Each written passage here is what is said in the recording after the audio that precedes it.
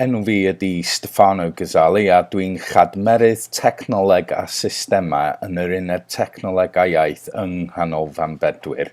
Dyma jyst fideo bach byr i sôn am pam nes i dysgu Cymraeg a sut mae defnyddio Cymraeg yn y gwaith yn helpu fi.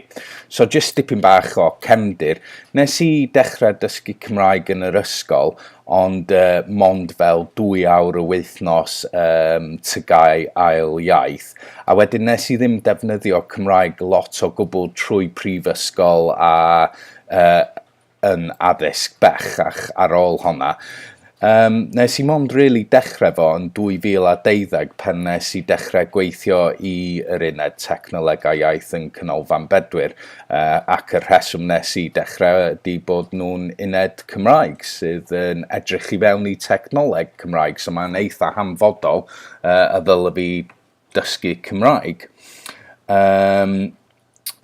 A dwi ddim really wedi bod i unrhyw gwesi o gwbl, just siarad hefo pobl yn y swyddfa a defnyddio yr adnoddau sydd o gwmpas. So mae yna lot o adnoddau i dysgwyr, mae yna pethau ar y we, mae yna ap geiriadudon, mae yna adnoddau fel y porth termau, y porth technoleg a iaith, cymodd Cymraeg, a hefyd da chi'n medru cael gwesi yn y prifysgol hefyd. Pam nes i dysgu Cymraeg? Wel, mae wedi gwneud bywyd fi lot mwy haws. Mae wedi galluogi fi cael swydd sydd yn talu cyflog da yn ardal sydd yn un o'r mwyaf prydferth yn y byd. A hefyd, mae wedi just wneud o'n hawsach i cyfathrebu hefo pobl. So dwi'n trio defnyddio dechrau pob sgwrs yn Cymraeg wan a ysgrifennu at pobl yn Cymraeg.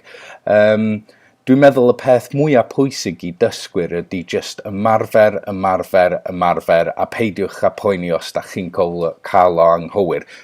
Yn y fideo yma bydd na lwyth o gamgymeriadau, ond at least I'm having a go. So, gobeithio mae'r fideo yma wedi bod yn defnyddiol i rhai ohonoch chi a hwyl am y tro.